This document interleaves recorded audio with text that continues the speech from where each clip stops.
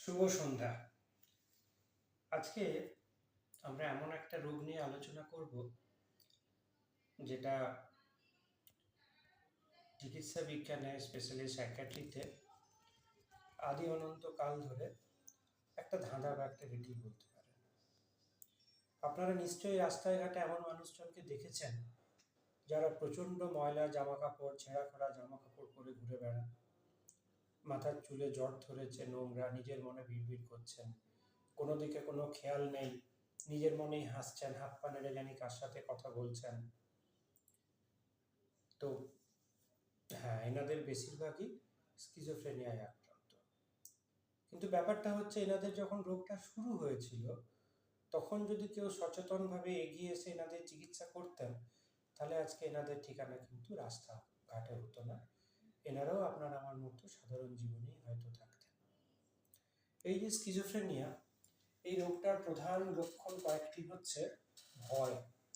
প্রধান হচ্ছে ভয়। এদের মনে একটা ভীষণ ভয় কাজ করে, কেউ আমাকে মেরে দেবে, কেউ আমার বিরুদ্ধে ষড়যন্ত্র করছে, কেউ কথা বলছে দেখলে মনে হয় তাই তো হয়তো আমাকে নিয়েই কথা বলছে।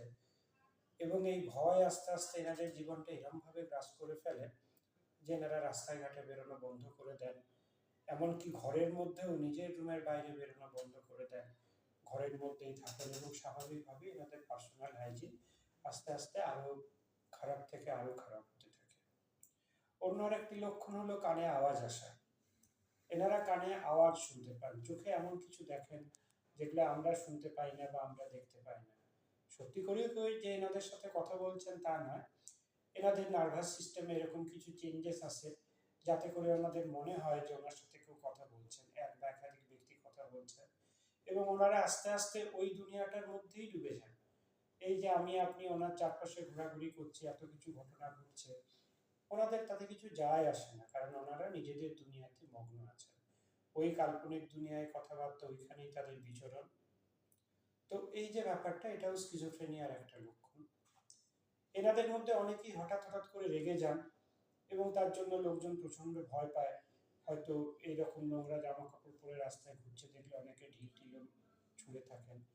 কিন্তু ব্যাপারটা হচ্ছে এনাদের মধ্যে যে ভায়োলেন্সের প্রবণতা, সেটা সাধারণভাবে সমাজের বাকি মানুষজনের ভায়োলেন্সের প্রবণতার থেকে খুব কিছু আলাদা নয়। এনাদের প্রভোগ করা হলে বা এনারা হয়তো সেরকম কোনো আওয়াজ শুনতে পাচ্ছেন বা সেরকম কিছু দেখে ভয় পাচ্ছেন, সেইটার রিয়াকশনে এরকম করেন।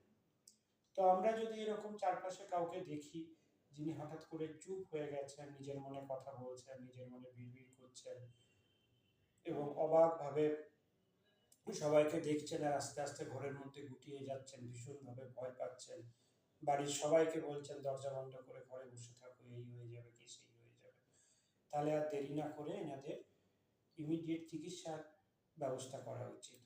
স্কিজোফ্রেনিয়া রোগটা খুবই ভয়াবহ, কিন্তু আশার কথা হচ্ছে যদি লক্ষণ শুরু 6 মাসের মধ্যে চিকিৎসা শুরু করা যায় তাহলে এনাদের বেশিরভাগই সুস্থ জীবনে ফিরে আসতে পারবেন সঠিকভাবে ওষুধ খেলে।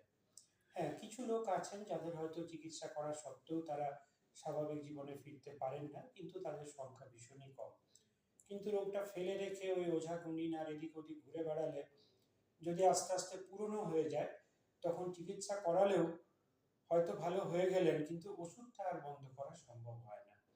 তাই আসুন আমরা যদি আমাদের চারপাশে এরকম লোকজন কাউকে দেখতে পাই যারা স্কিজোফ্রেনিয়ার লক্ষণ যাদের মধ্যে আছে, তাদের আমরা আর দেরি না করে চিকিৎসার ব্যবস্থা করি। ইন্ট্রোডাকশনটা ডক্টর আমি ডক্টর প্রসেনজিৎ রায়, আমি অ্যাসিস্ট্যান্ট প্রফেসর, জলপাইগুড়ি মেডিকেল